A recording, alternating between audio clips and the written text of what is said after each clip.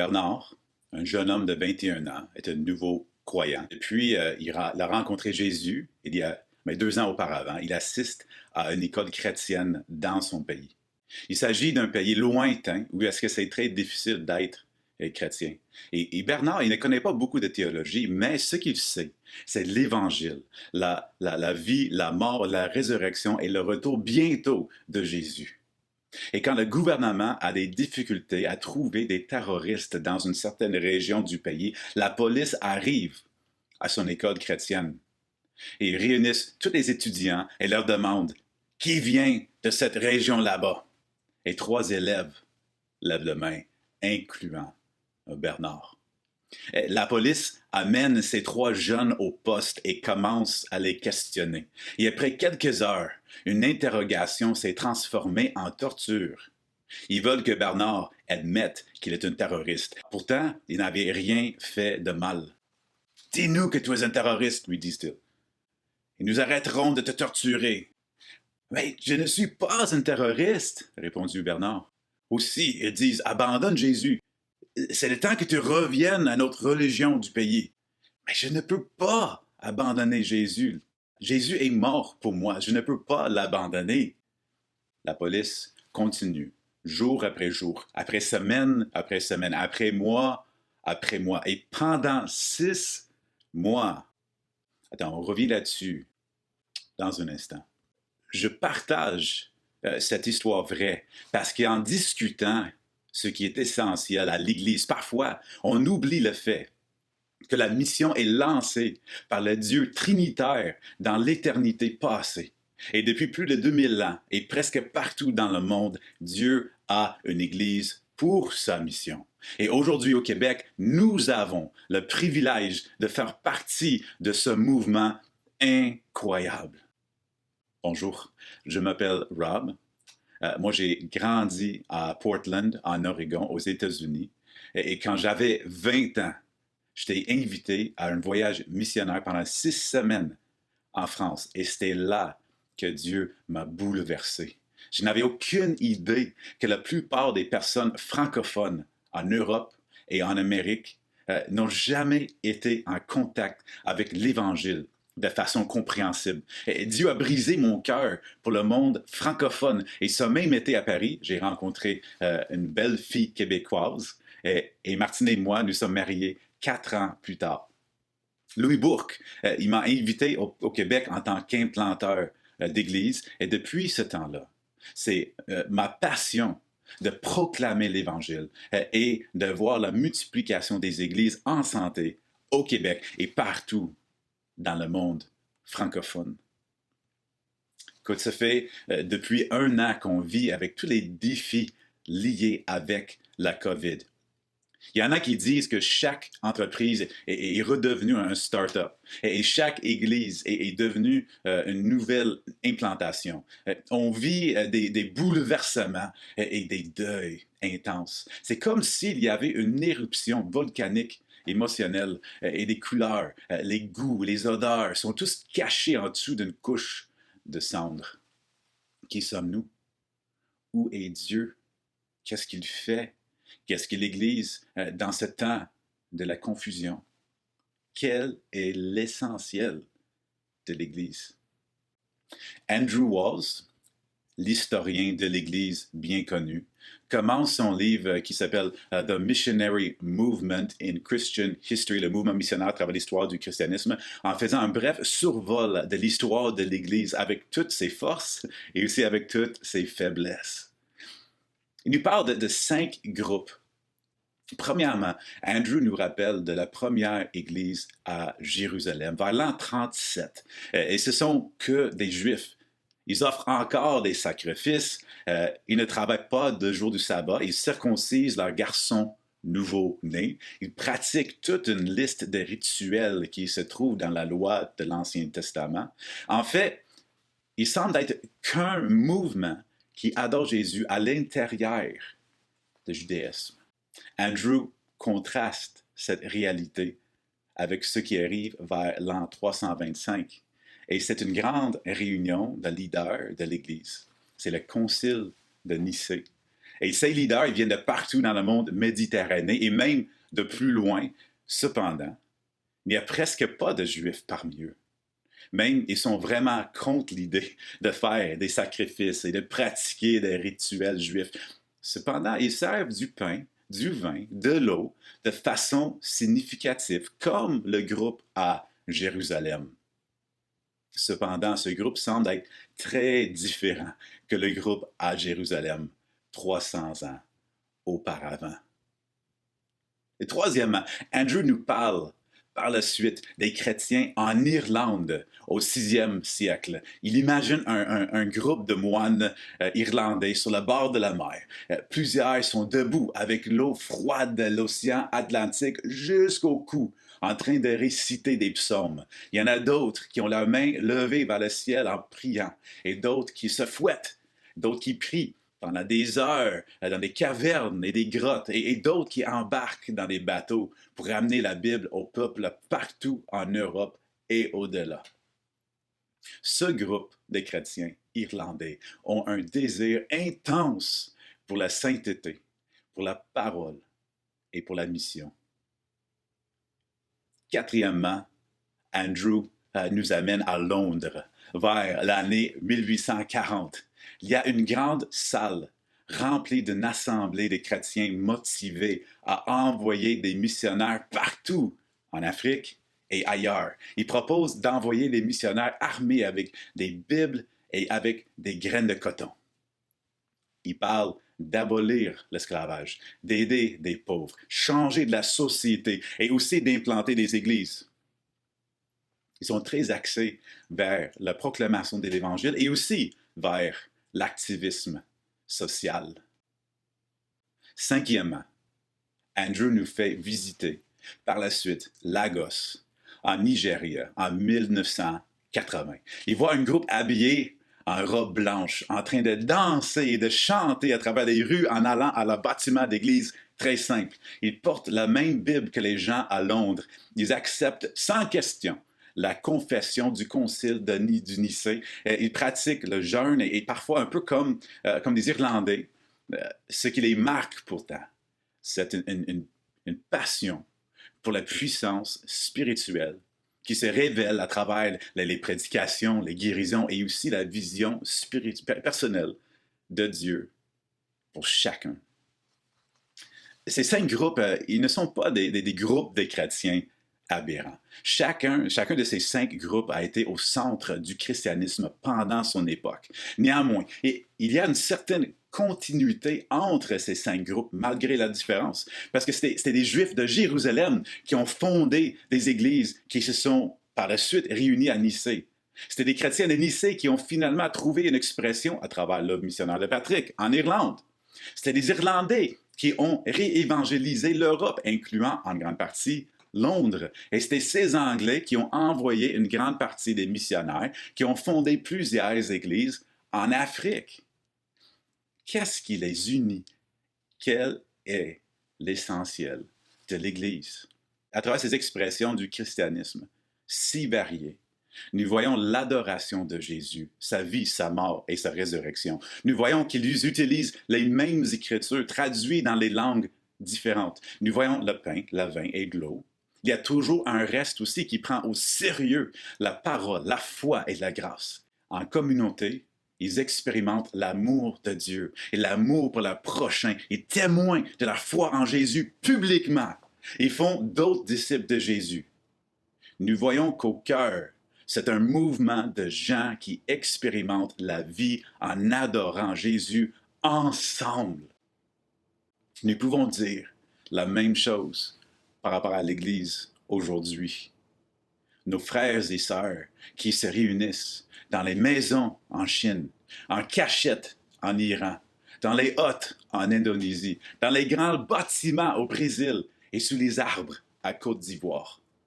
Parmi la grande variété qui est l'Église partout dans le monde aujourd'hui, il y a aussi une grande continuité.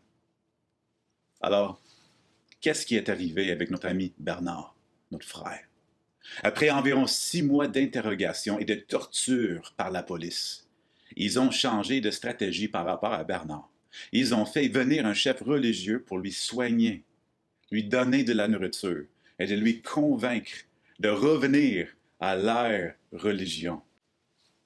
Après quelques semaines, en quittant la cellule de Bernard, le chef religieux dit à la police qu'il ne peut plus continuer à essayer de le convertir. Mais pourquoi pas? Demandait la police. Parce que moi aussi, je viens de devenir un chrétien. Enragés, les policiers ont ensuite transféré Bernard à la prison. Et mois après mois, année après année, il était en prison pendant 3 ans. Et finalement, ils l'ont expulsé de la prison. Pourquoi?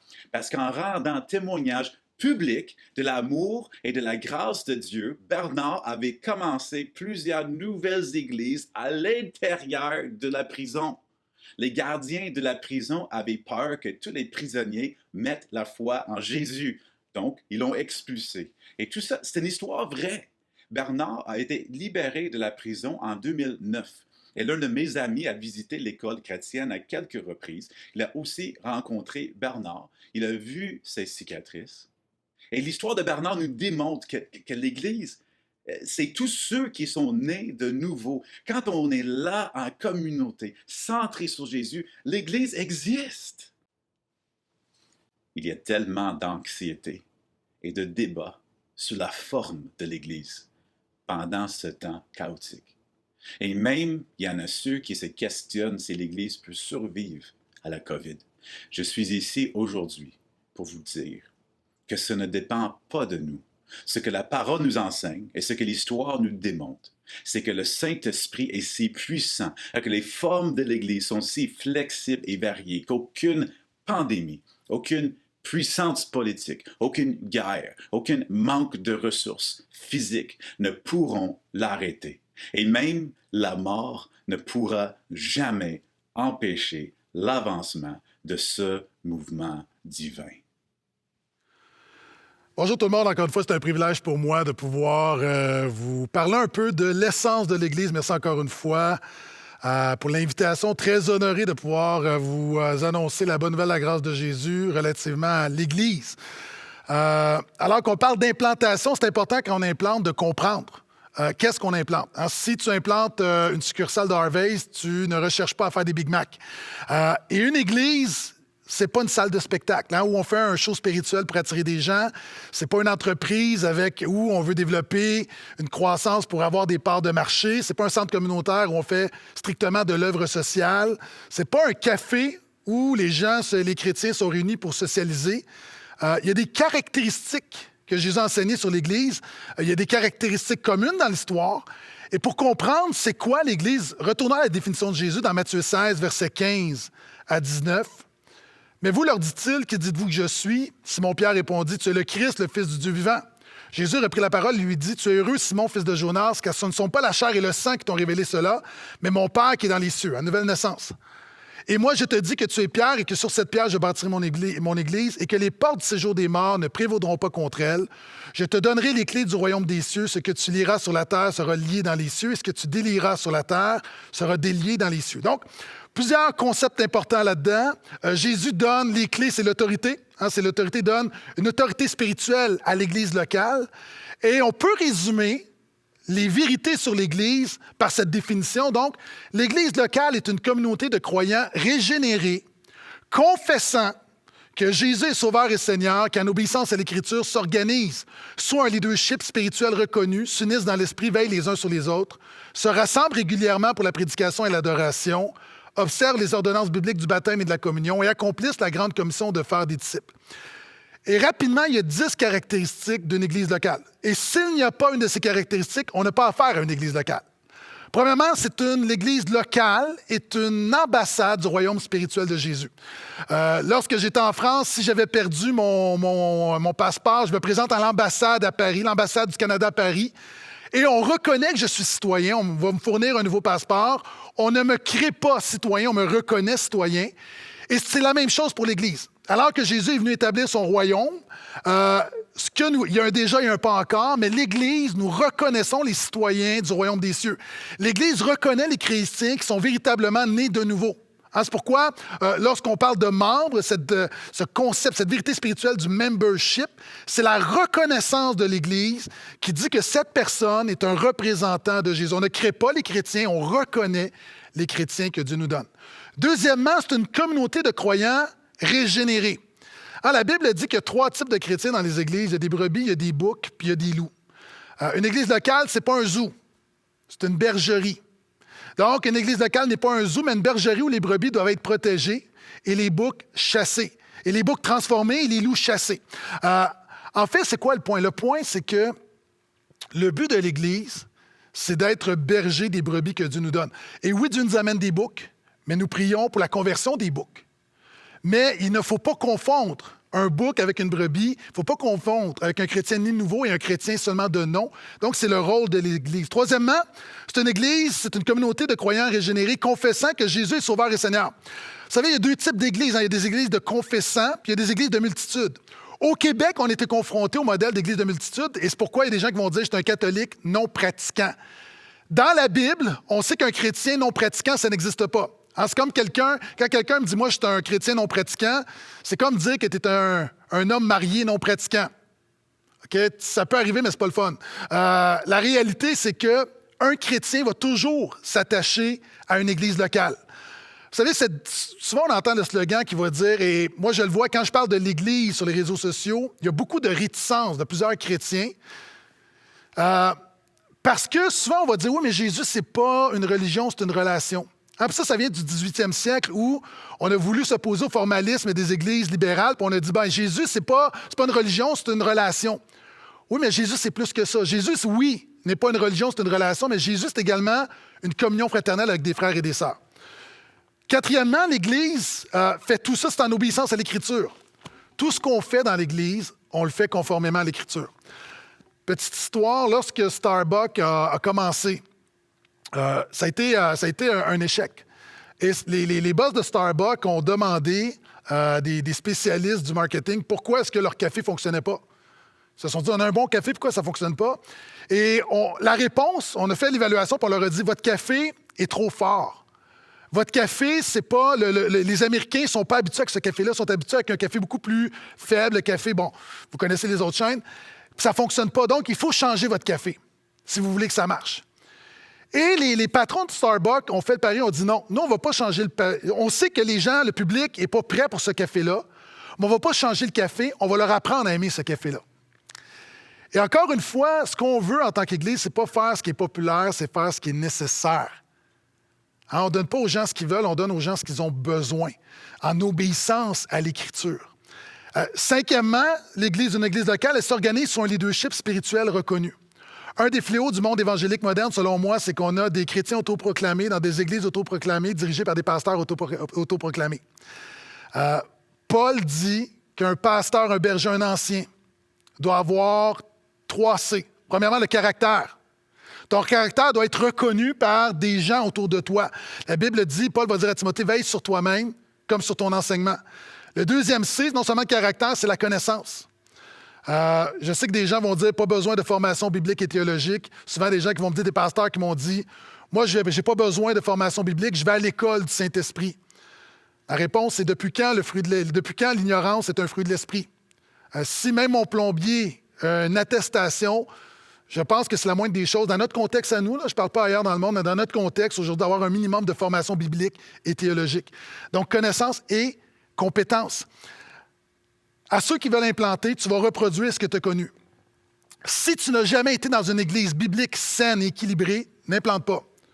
Parce que même si tu implantes en réaction à ce que tu as connu, tu vas reproduire ce que tu as connu.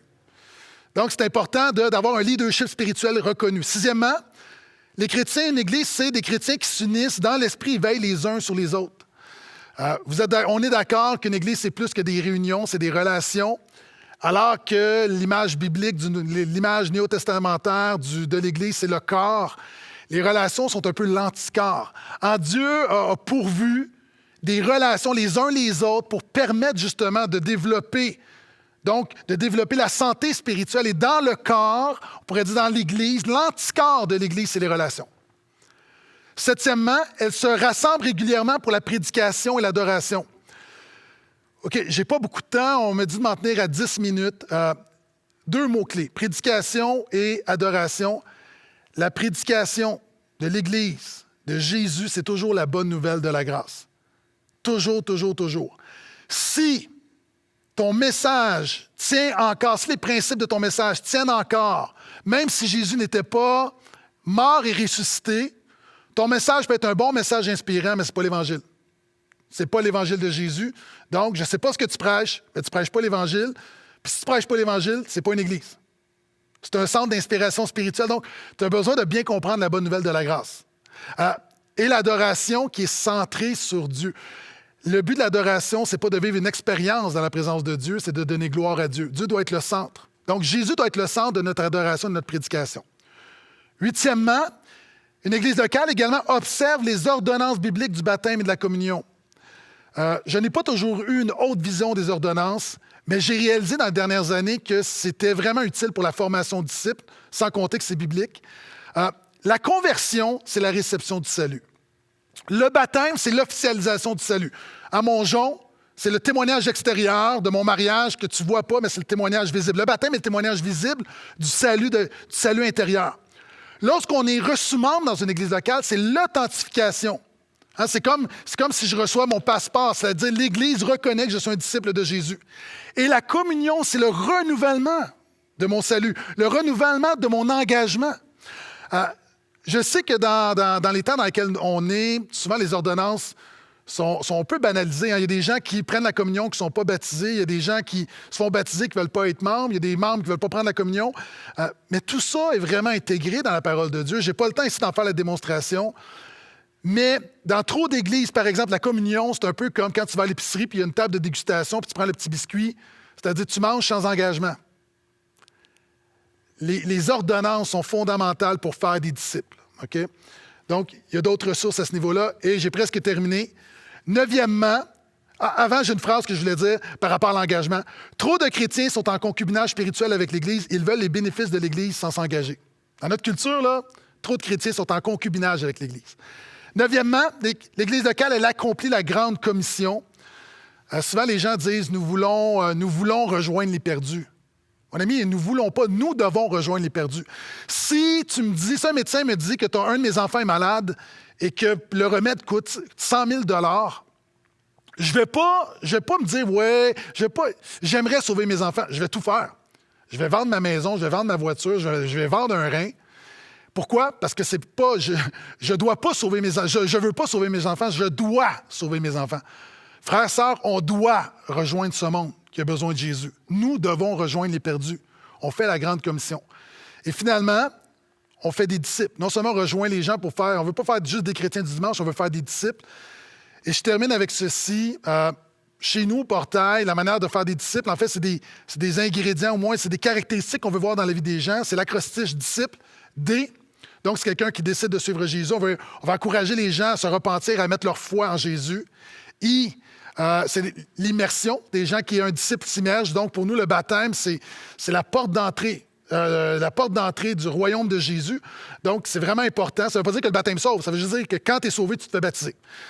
S, le disciple sert. Donc, on encourage le service. C, le disciple connecte. I, le disciple invite. Donc, c'est l'évangélisation, c'est le témoignage. P, le disciple prie. On veut la vie de prière. C'est fondamental à la vie de disciple. Donc, on doit enseigner à nos gens à prier. L, le disciple lit. C'est la parole de Dieu, la lecture de la parole de Dieu. Et le disciple il s'engage envers l'Église locale. Donc, pour nous, pour évaluer la maturité d'une personne, est-ce qu'on est en train de faire des disciples? C'est les cibles qu'on s'est données. Et je termine avec ceci. Je vous encourage à lire le livre « Le treillis et la vigne ». Hein, le treillis, c'est-à-dire c'est la structure en bois et la vigne. Pour moi, c'est pas seulement pour moi, mais c'est le meilleur livre qui a été écrit pour faire des disciples. Souvent, quand on implante, on met beaucoup d'énergie dans la structure, dans le treillis. On doit mettre autant, sinon plus, d'énergie dans la vigne, dans les relations, faire des disciples. Pasteur d'une église comme le Portail, la structure est vraiment importante, mais la structure, le treillis, ne remplace jamais la vigne. Donc, frères, sœurs, vraiment que Dieu puisse vous diriger afin de pouvoir implanter des églises qui sont à la gloire de Jésus, qui sont centrées sur Jésus et qui vraiment donnent gloire à Dieu. Alors, bonjour. Et la partie, donc, on va regarder ensemble, c'est l'essence de l'Église. À travers les décennies, à travers les siècles, c'est toujours quelque chose qui revient. Ça, qu'est-ce que, fondamentalement, est l'Église? Et dans les dernières années, on a vu différents modèles prendre place et on essaie de voir et de dire, bon, bien, c'est tel modèle ou tel modèle qui est plus selon l'essence de l'Église. Ce matin, on va simplement regarder quelques éléments, quelques versets bibliques pour voir, bien, au fait, au début, qu'est-ce que l'Église?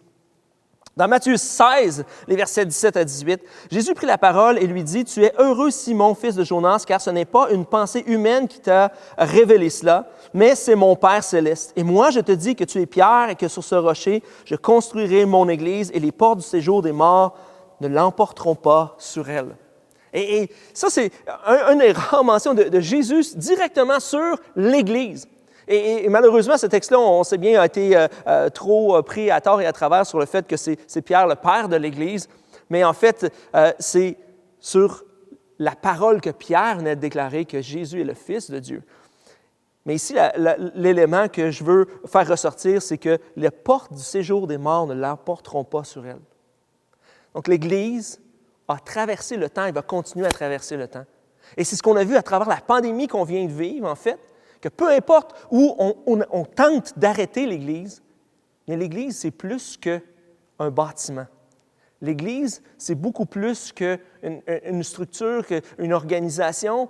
L'Église, c'est les gens qui la composent. Et à cause de cela, on ne peut pas détruire l'Église. Et l'Église va passer à travers toutes les différentes épreuves, persécutions. Et on l'a vu à travers les années.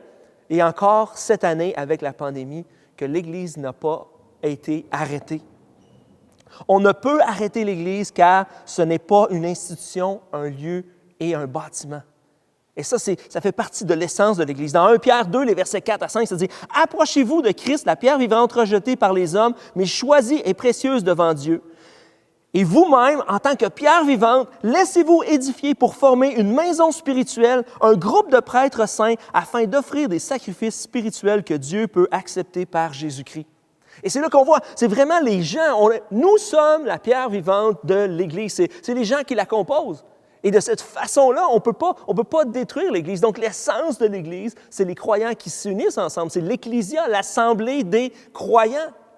Et trop malheureusement, on met une emphase sur la décoration, sur le Pinterest de qu'est-ce que devrait être aujourd'hui l'Église, un trend ou un autre, des différentes façons de faire. On mise beaucoup sur les stratégies, mais essentiellement, l'essence de l'Église, c'est les gens qui la composent et à cause de leur foi en Jésus-Christ qui les unit.